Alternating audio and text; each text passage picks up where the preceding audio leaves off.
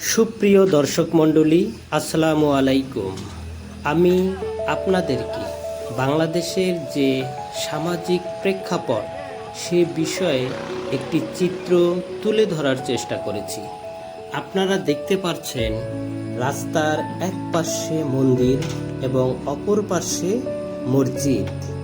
দুই ধর্মীয় উপাসনালয়, দুই ধর্মের লোক তাদের ধর্মীয় কার্যক্রম সুন্দরভাবে পালন করে আসছেন। আমাদের দেশের সাম্প্রদায়িক সম্প্রীতি অত্যন্ত মজবুত, তার জ্বলন্ত প্রমাণ এই দুটি ধর্মীয় উপাসনালয়, যা অবস্থিত নেত্রকোনা সদর উপজেলার ঠাকুরাকোনা বাজারে। ধন্যবাদ। আমার পরবর্তী ভিডিও দেখার জন্য অপেক্ষা করুন। আল্লাহ হাফেজ।